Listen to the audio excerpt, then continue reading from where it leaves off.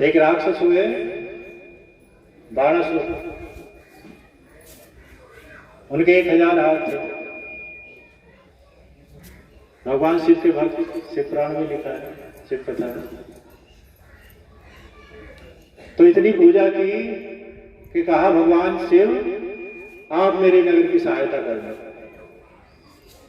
मेरे राज्य की सहायता आपको करनी पड़ेगी, चौकीदारी करनी पड़ेगी। आप पता है भगवान अपने भक्त को क्यों बड़ा बताते हैं?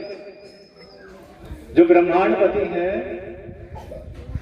जिनका आदि है नाथ, सारे संसार की देख रेख करते हैं, एक राक्षस कह रहा है कि तुम्हें मेरा चौकीदार बन के रहना पड़ेगा। ब्रह्मांडपति को मेरे नगर की देख रेख करनी पड़ेगी, मेरे नगर पर कोई असुर देव दानव आक्रमण ना करे, आप मेरे नगर के ऊपर रहना, और ऊपर से कोई आए तो उसे वहीं रोक लेंगे। भगवान शिव भक्तों के अधीन है, इसलिए अपने भक्तों को बड़ा बताते हैं कि मेरे भक्त मुझसे बड़े हैं, कि मुझे भक्तों के कहने से कार्य करने पड़ते नहीं। हम भी दिन में बहुत सारे काम बताते रहे, भगवान जी इसका पेट दर्द ठीक कर दियो, इसका सिर दर्द ठीक कर दियो, इसके घर का काम बना दियो, इसके बच्चे को ठीक कर दियो। जब तक हम होश में रहे ना, मांगते ही रहे। किसके लिए? भक्तों के लिए। क्यों? कि भक्त सुखी रहेंगे तो हमें भी अच्छा लगेगा, मुस्कुराते रहे तो हमें भी अच्छा लगेगा। किसी का मुंह लटका हुआ मिल जा तो हमारा भी लटक जा कि यार इसका सही करो पहले। तो हम भी भगवान जी से मांगने में लगे रहते हैं, भगवान हमारे भक्तों को ठीक रखो। तो भगवान जी सुनते भी हैं, ठीक भी करते हैं। तो भगवान जी क्यों सुन रहे हैं? अरे हम तो थोड़ी सी पूजा करें, थोड़ी टाइम पूजा करें कि भगवान जी भी सुन रहे हैं, ज्यादा करेंगे तो और ज्यादा सुनेंगे।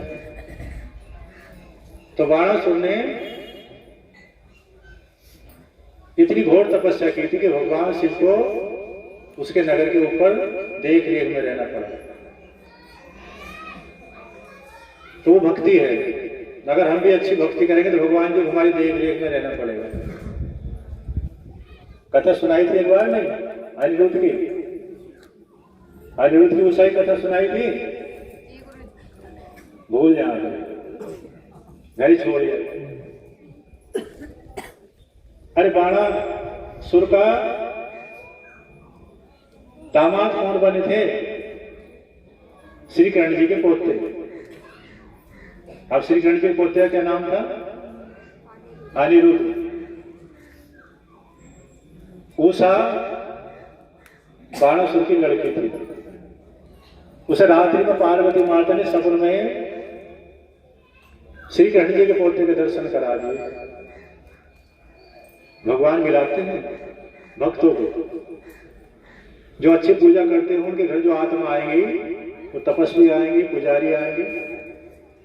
और जो पूजा नहीं करते उनके घर भैया आत्मा आएंगी, अंडे खाता तो अंडे खाने वाली, मुर्गे खाता तो मुर्गे खाने वाली। जन्म थोड़ा बोलना सीखेगा, मुर्गा लाओ।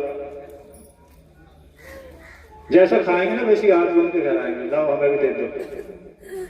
और भक्ति करेंगे तो भक्ति आत्मा आएंगे, भक्ति करने वाली बचपन से पुजारी मिलेंगे।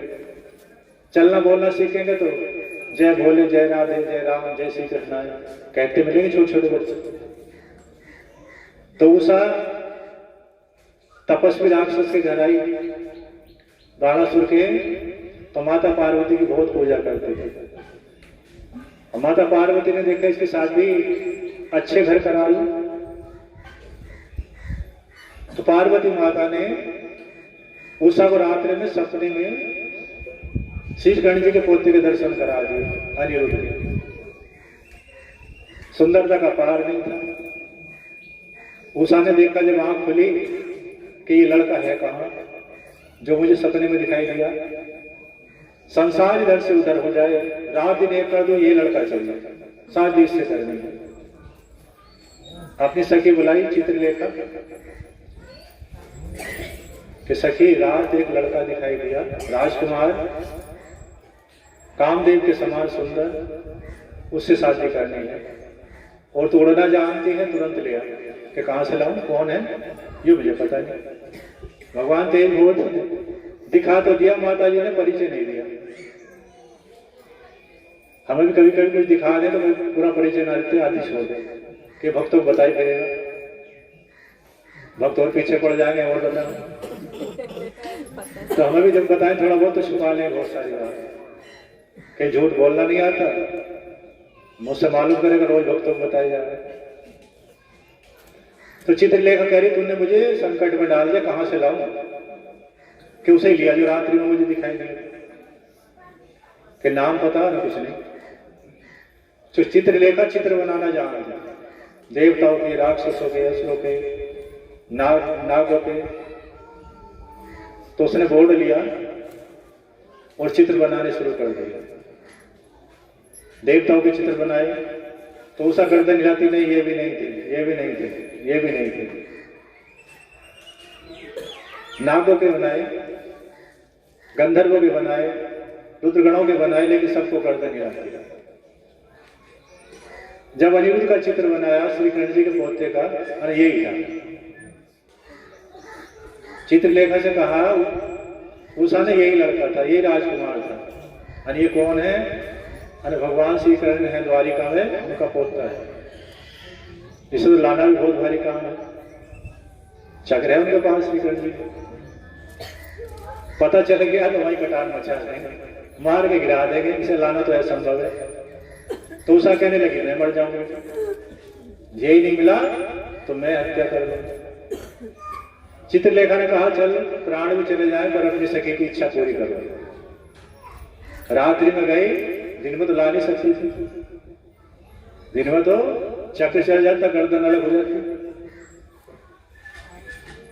अब जब पार्वती माता सहायता कर रही तो चित्रलेखा भी कामयाब हो जाएगी। पार्वती माता ने सबको गहरी नींद में सुला दिया। सारी द्वारिका में घोर सन्नाटा, किसी के हिलने की आवाज भी नहीं थी। चित्रलेखा ने देखा मेरा काम हो जाएगा, सब बड़ी अच्छी नींद में सो रहे। और महल में गई और जिस चारपाई पलंग पे बिस्तर पर अनिरुद्ध सोए थे, कुछ चारपाई बेड ही उठा लिया। पलंग था, पुराने जमाने में पलंग कहते थे, उस पलंग पे उठा लिया और उठाकर उड़ के चल गई आकाश मार्ग से। चित्रलेखा ले चली, सब सो रहे थे, किसी को मालूम नहीं हुआ। और अनिरुद्ध ले जाकर सोनीतपुरी नगरी थी बाणासुर के वहां पहुंचा दिया। शिव शंकर भगवान की, पार्वती माता की, जगदम्बे माता की, श्री गुरु ग्रंथी जी की। जब अनिरुद्ध की आंख खुली तो जहां तो द्वारिका में सोए थे, उठे सोनीतपुर में, देखा तो सामने उषा। बोले तुम मेरे स्वामी हो, पार्वती माता की कृपा से मुझे आपके दर्शन हुए थे और मेरी सखी चित्रलेखा आपको लेकर आई। आपको मेरे साथ रहना वरना प्राण ले दूंगे, अगर आप नहीं मिले तो जीवित नहीं बचूंगी। तो उषा और अनिरुद्ध साथ रहने लगे। बाणासुर को पता भी नहीं कि तेरे महल में कौन आ गया। अब जो द्वारपाल थे उन्होंने कहा बाणासुर के जाकर कि कोई राजकुमार है तुम्हारी लड़की के साथ रहता, आपको पता भी नहीं कि मेरे महल में। अरे जहां शिव सहायता करते हो वहां कैसे कोई आ सकता? अब शिव की सहायता में कौन आ गया? अरे भगवान जी का पोता आया ना, तो अपने पोते को क्यों रोकते? अगर दादा के घर पोता आ जाए तो दादा रोकते हैं? तो भगवान शिव और कृष्ण अलग थोड़ा ही है, तो शंकर जी क्यों रोकते हो? तो चित्रलेखा उठा के लिए भगवान जी को पता था। आप श्री कृष्ण जी को गहरी नींद में सो रहे तो पता तो भी था, और संसार को दिखाने के लिए वही बढ़िया वाली नींद में सो गए।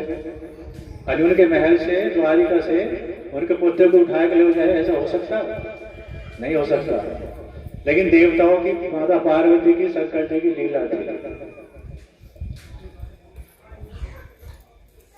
अब बाणासुर ने कहा कुष्मांड मंत्री से, ये मंत्री उस राजकुमार को तुरंत यहां से भगा दे, सजा दे पहले से, विकट सजा दे तब भगाना। कुष्मांड पहुंच गया। अरे राजकुमार, सुंदरता का तेरी कोई पार नहीं, भगवान विष्णु की तरह लगता है, फिर इतना छोटा काम तुमने क्यों किया? क्यों आया महल के अंदर? मैं तो नहीं आया, मुझे तो मेरे पलंग से ही उठा के लाया गया। कौन लाया? जो तुम ही लायो, तेरी लड़की लाई चित्रलेखा। कुष्मांड की लड़की थी चित्रलेखा, मंत्री की लड़की थी, तुम्हारी लड़की लाई। अब क्या बोले कुष्मांड, उसकी लड़की ने करा दिया काम। भगवान जी बहुत तेज है, करा भी ऐसे से जो कुष्मांड भी कुछ ना कैसे, मंत्री भी कुछ ना कैसे। बोले अरे ऐसा कर, बाणासुर के पैर पकड़ ले और कह दे मुझे माफ कर दो, तुझे छोड़ देंगे। तरीब ने कहा अच्छा, क्षत्रिय को पेट दिखाने में कहता है?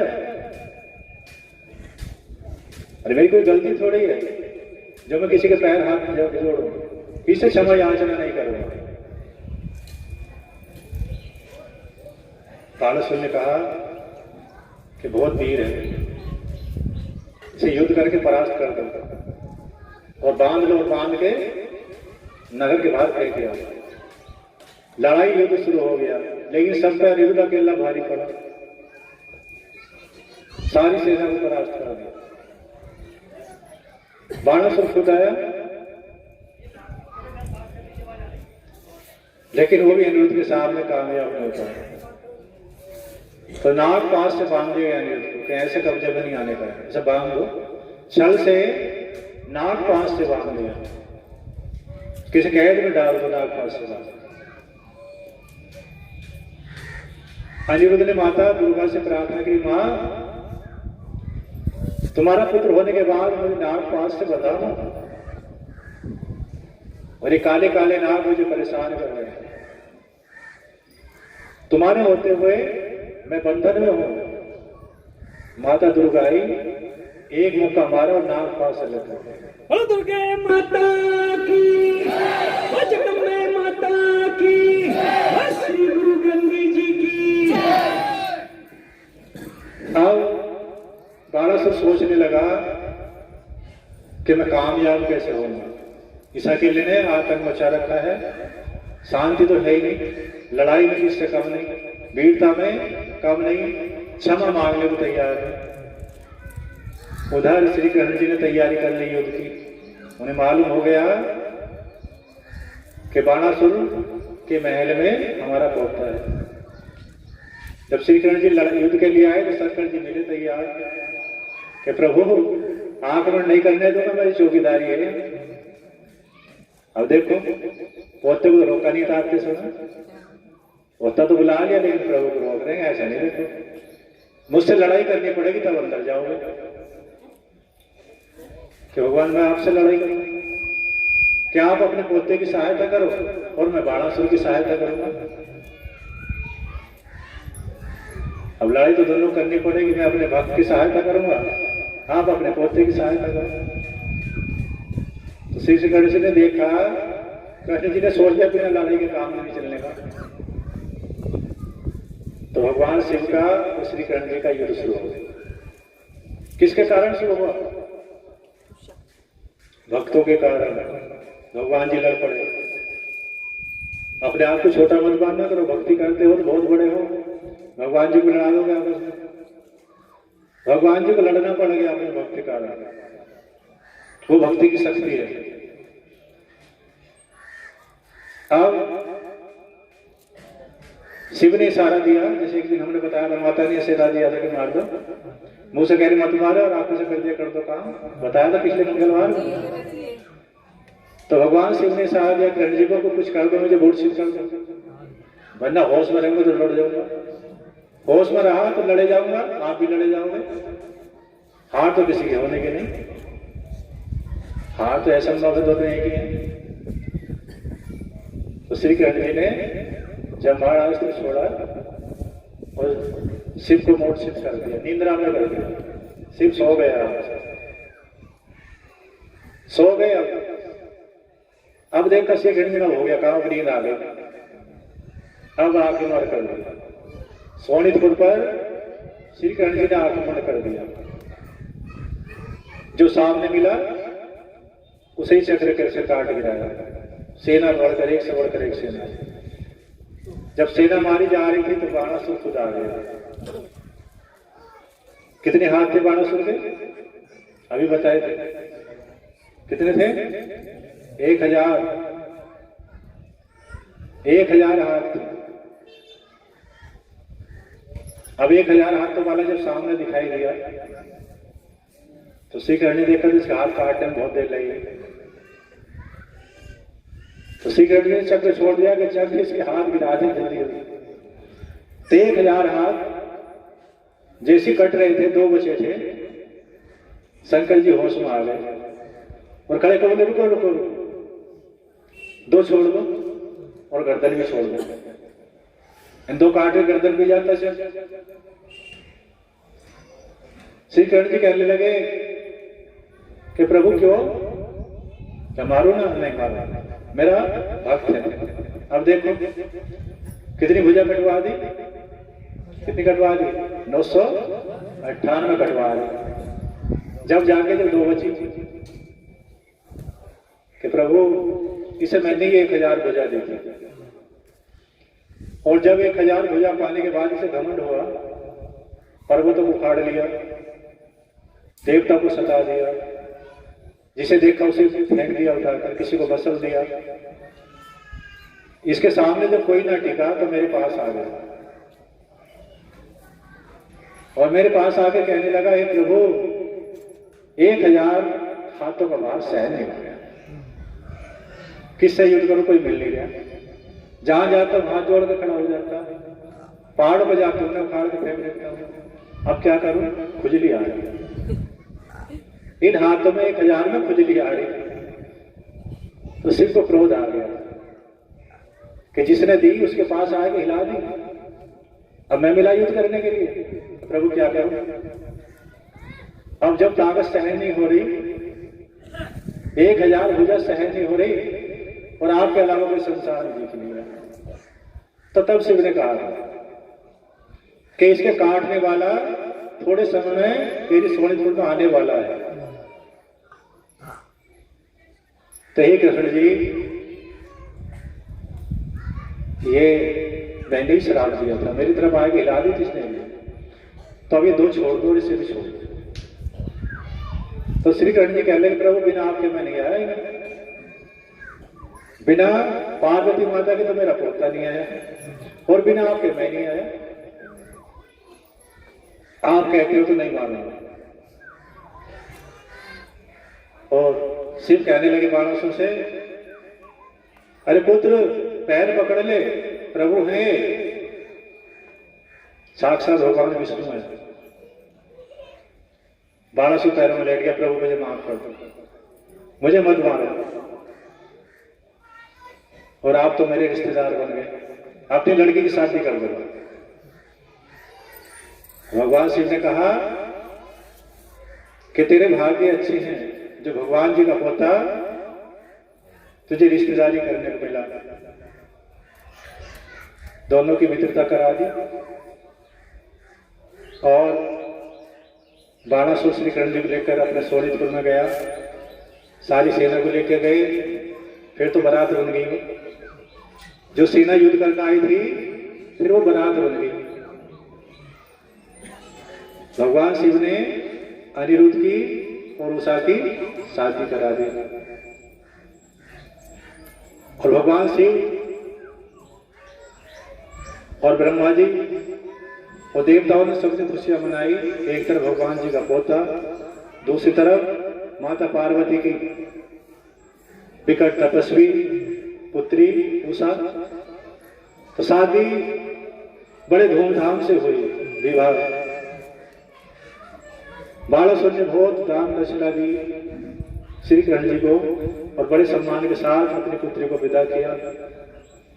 तो भक्ति वो है, अगर करोगे तो आने वाली जो संतान आएंगी, जो भी आत्मा आएंगी वो अच्छी आएगी, परेशान करने वाले नहीं आएंगे। और जब उनकी शादी होगी, जैसे जन्म हुआ भगवान की कृपा से, तो शादी भी उनकी इच्छा से होगी, अच्छे संबंध मिलेंगे, अच्छे घर मिलेंगे। तो जो आत्मा तपस्या में लगी है वही धन्य है, पूजनीय है, महान है। और बाकी आत्माओं के बारे में ऋषियों ने लिखा है कि वह आत्मा पाप आत्मा है। उन आत्माओं को जो भक्ति में नहीं लगेगी, भक्ति नहीं करती, उन्हें पाप आत्मा कहा जाता है कि वो पाप में लगी है। इधर सताना, उधर सताना, इधर मारना, उधर मारना, रात दिन दूसरों का बुरा करना। जो पूजा भक्ति में लगेंगे वही अच्छे काम कर सकते हैं।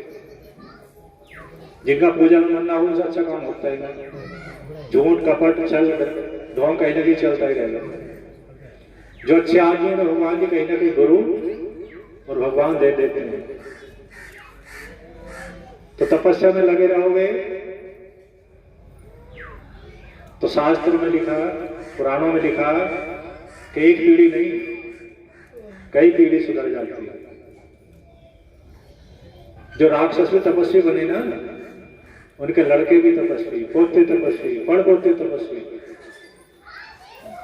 जो राक्षस अत्याचार में लगे तो उनका लड़का भी अत्याचारी, पोता भी अत्याचारी, पीटते रहे देवताओं से, काटते रहे, मरते रहे। तो आज से नहीं, जो भक्त पूजा नहीं करते, जो पूजा पाठ में मुझसे नहीं लगी, उन्हें लग जाना चाहिए। भगवान जी के किसी भी रूप की पूजा करो। सनातन धर्म की भक्ति जब से संसार बना तब से आज तक चल रही है, बदली नहीं। जो काम सतयुग में होते थे, यज्ञ, संध्या, वंदन, ध्यान, मनन, कीर्तन, वही त्रेता में होते थे, वही द्वापर में होते थे। और इस जो अवयुग चला, कलयुग, वही अब चल रहा है। सनातन धर्म में वही पूजा चल रही है। जब से संसार बना था तब से अब तक वही चल रही है। और जो और पूजा के नियम गुरु जी अलग बता दें। यज्ञ मत करो, दीप मत जलाओ, देवताओं को मत मानो, और जो पुरानी पूजा चलती थी छोड़ दो। तो वहां की कोई गारंटी नहीं है। और सनातन धर्म वाले सभी गारंटी लेते हैं कि शुद्ध खाना खाओगे, पेट में शुद्ध खाना पड़ा होगा, तब यज्ञ करोगे, ध्यान करोगे, कीर्तन करोगे, तो सुख भी मिलेगा, शांति मिलेगी, भक्ति भी मिलेगी और शक्ति भी मिलेगी। दुर्गे माता की, चामुंडा माता की, श्री गुरुदेव महाराज की। तो सनातन धर्म की भक्ति को अगर कोई झुठलाता है, सही नहीं बताता, तो समझ लेना वो सही नहीं है। याद करके ले जाना। यज्ञ को कोई कहेंगे यज्ञ सही नहीं है, तो जो कहने वाला वो सही नहीं है। कोई कहे कि ध्यान करना सही नहीं है, तो समझ लेना कहने वाले सही नहीं है। ध्यान से आत्मा और परमात्मा का मिलन होता है।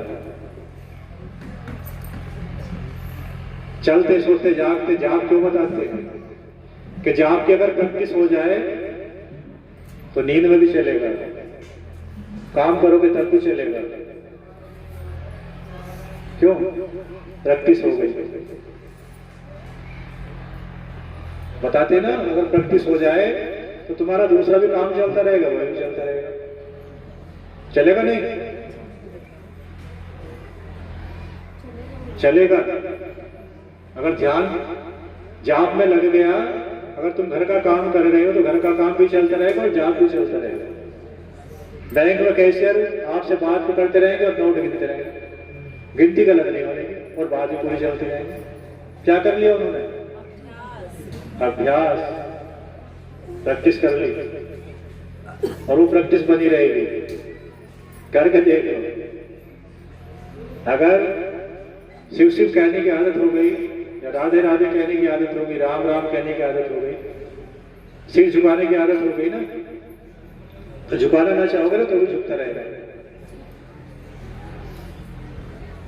कहीं कहीं ना जिधर को जाते हैं कहीं भी सिर झुक जा और झुकता चला जा, तो आदत बन जाए झुकाने की, तो किसी की भी आदत बने झुकेगा उसे। और जिसे सिर झुकाने की आदत ना हो, मंदिर आ जाओ, कुछ भी आ जाओ, आश्रम आ जाओ, नहीं झुकाएगा, क्यों? प्रैक्टिस ही नहीं। बचपन में एक बार पिताजी ने कहा कि नहर पास में है, इन्हें पशुओं को ले जाओ, भैंस थी बहुत बड़ी, भैंसों को ले जाओ और जल पिला लाना, थोड़ी देर घुमा लेना। तो घुमाने ले गए, छोटी क्लास में पढ़ते थे, तो वहां हटट कहने की आदत थी ना, किसी खेत में जा रही इधर, किसी खेत में उधर जा रही, इधर से हट उधर से हट, हटट कहने की प्रार्थना। प्रैक्टिस बढ़िया वाली हो गई, कई दिन तक गए दीवार। अब घर पानी लेने आगे बड़े भैया बोले कि घर से पानी ले आओ, धूप तेज हो रही थी। पानी लेने जो आए घर से, तो आगे एक चरी लेने वाले ताऊ में लगे, चरी की गड्डी सिर पर रखी थी, हमारे आगे आ गए, तो हट हट इधर उधर, इधर हट उधर हट। जो भैंसों को करे तो वो ताऊ कहेंगे। अब ताऊ ने पीछे देखा मैं क्या मामला है, फिर के ताऊ जी राम राम। पछताए ताऊ कह रहे होंगे क्या हो गया, क्या हो गया? तो भैंस सुबह साई थी ना, इधर से हट उधर से हट, इधर चल उधर चल, तो प्रैक्टिस हो गई थी भैंस सुबह। तो ताऊ को भी भैंस इधर चल उधर चल कह दिया। तो प्रैक्टिस अगर नाम जाप की कर रही तो काम तुम्हारे और भी चलते रहेंगे, वो भी चल जाएंगे। अगर शिव शिव कहने की आदत बन गई तो फिर राम राम कहेगा, तुम कहोगे ओम नमः शिवाय। कहते ना हमारे घर, आज सबको ओम नमः शिवाय कहने की आदत होगी। तो कोई कहे नमस्ते ना ओम नमः शिवाय, वो कहे मैं नमस्ते करी थी, ओम नमः शिवाय कहां से आए? कि उन्होंने ओम नमः शिवाय कहने की प्रैक्टिस कर ली। तो जब आत्मा निकलेगी ना शरीर से, तो वहां बड़ी काम आएगी प्रैक्टिस, उसके लिए कर दी है। जब आत्मा शरीर छोड़ रही हो उस समय प्रैक्टिस बड़ा काम आएगी। ओम नमः शिवाय निकल गई तो शिव ही आएंगे लेने, तो शिव के गढ़ आएंगे और अपने साथ ले जाएंगे। राधे राधे कहने की प्रैक्टिस कर ली, राधे राधे निकल गई तो राधा माता आएंगी, गोलोक ले जाएंगे। राम राम कहने की आदत डाल ली तो राम जी आएंगे, बैकुंठ ले जाएंगे, भगवान विष्णु का धाम। तो प्रैक्टिस प्रभु के नाम की कर रहे हो, इससे आत्मा का उद्धार हो सकता है, प्रमोशन हो जाएगा, वरना आत्मा का डिमोशन तो होना ही है। शिव नहीं मिले, भगवान नहीं मिले तो लिखित में ले जाओ, डिमोशन होगा, प्रमोशन नहीं होगा। और हमने अभी बताया था, पुलिस से दरोगा सब बनना चाहता है, लेकिन सिपाही से नीचा पद नहीं चाहते। दरोगा नहीं चाहता तो पुलिस में हो जाऊं, चपरासी बन जाऊं, चाहेगा ऐसे बन जाऊं। तो अपनी आत्मा को चाहो कि ऊपर ही ले जाएंगे, नीचे नहीं जाने देंगे। और ये तभी होगा जब तन से घर वालों के लिए काम करो और मन से अपने लिए करो। अब आश्रम आए, घर वालों का काम 6 दिन तो करा था, आज का काम अपने लिए हो गया, आत्मा के लिए हो गया और घर वालों के काम भी आएगा। ये मत समझ लेना हमारी काम आएगा जो आज हम आए हैं, बच्चों के काम भी आएगा, दादा के काम भी आएगा, दादी के काम भी आएगा, जो मर गए ना उनके काम भी आएगा। पूजा उन्हीं के काम भी आती है, जो कहते हैं पितृ सब डराते ना तुम्हारे पितृ बिगड़ गए, तो उनकी मुक्ति हो जाती है। तो तुम जो पूजा करने आए हो, घर वालों के काम भी आ रहे, तुम्हारे काम भी आ रहे। बोलो शंकर भगवान की। भैया ये जो बहन हनुमान जी के पास से वो तिलक लगाई, यहाँ से हट जाएंगे। शिव कथा में